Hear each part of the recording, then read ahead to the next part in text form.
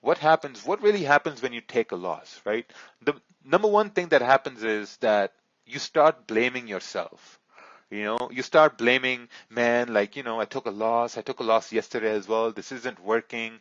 Like, I want it to work, but it's super, super hard. I mean, maybe there's something wrong with me. I mean, at the same time, you're angry at the market. And when you're angry at the market, that results in revenge trading. you know because I remember when I first started and I was winning trades the first month and a half, and then I started learning newer things. So I deviated from my original plan and started learning new things.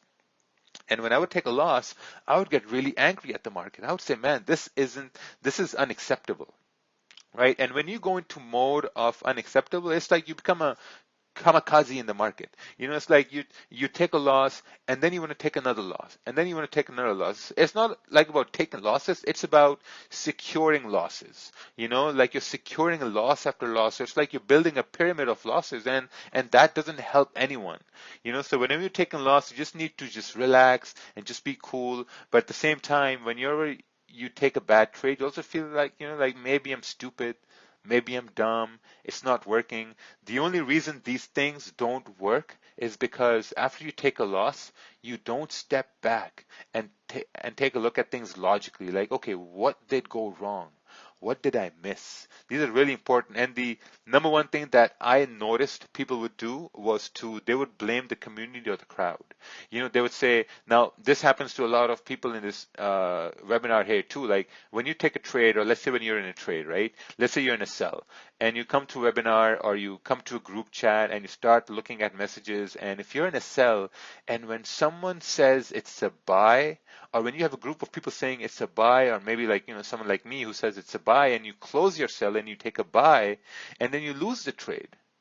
Now what happens is, now once you've lost the trade, you start blaming everyone around you. And that blame comes from the fact that, okay, man, I had the correct bias, but I followed these guys. These guys were saying this is going to be a buy, and I was in a sell, and I closed my sell and took a buy, and I took a loss.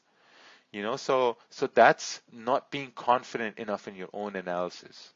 Because the thing is, no matter how good Ted is, or I am, or some other person is, I mean, we will have our bad days too. There has been times where I have been wrong and someone really, really new has been right.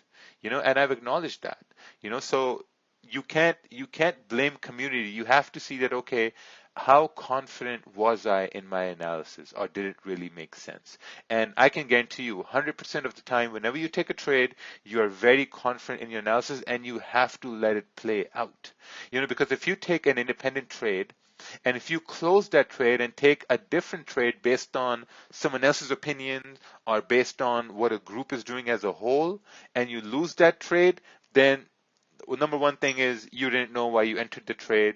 Number two thing is, I mean, you didn't understand market structure, or you didn't understand what was really going on. Okay, so someone is being a retard over here. So I'm just going to disable the participant. Okay, perfect. Next thing is, when you take a loss, is you feel emotions like depression, anxiety. This mainly comes from after you've taken a string of losses. I remember a time, it was a very, very dark time, that I couldn't win a trade. If I would win a trade, now maybe some of you are going through this time, like when you'd win a trade, it would be on a very, very small lot. Like you open the charts, you come through the charts, you've taken losses the previous day, and you're like, okay, you know what, I'm going to take a 1 cent. I'm going to take a 1 cent lot, and I'm going to take a 1 cent trade, and you take a 1 cent trade and you win the trade. You're like, oh, perfect. I won this trade, and now you're like, okay, perfect. I won this trade. Now I'm going to go in and now I'm going to open my regular lot and I'm going to take that trade. And when you take a regular lot trade, you lose the trade, and now not only you've won a trade previously, but on a very, very small lot, which equated to a small monetary gain. But now you've taken a second trade with a regular lot size, and now your loss is way bigger than that small win you had. And that's where anxiety comes in, because now essentially you've taken two trades.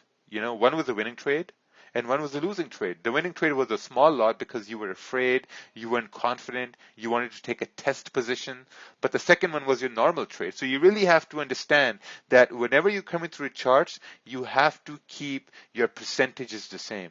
You have to keep your lot sizes the same. You cannot change your lot sizes, because once you start changing them over and over again, you're going to start feeling, emotions like anxiety, depression. There's going to be fear in the market, so it's really, really, really important I would say, don't go into taking test trades, because your test trades is still one trade. A trade is a trade, whether it's on a 1 cent lot or on a 100 lot.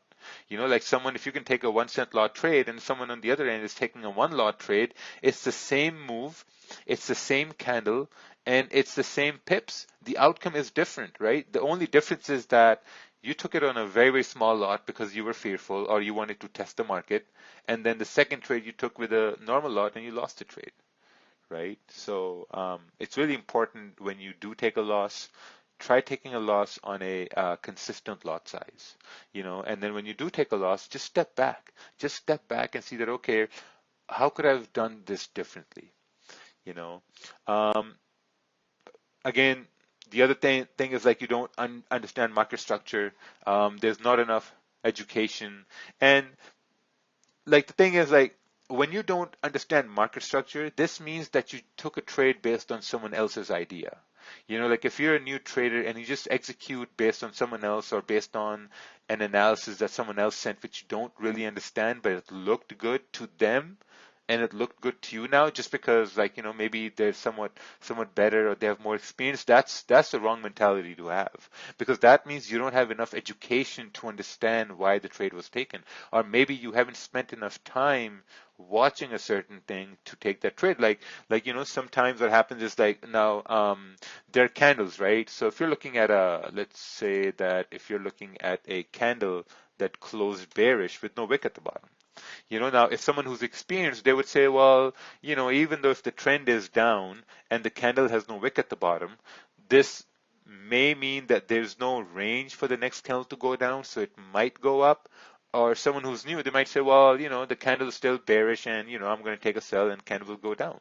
And what if the next candle, it wicks down and starts to go up?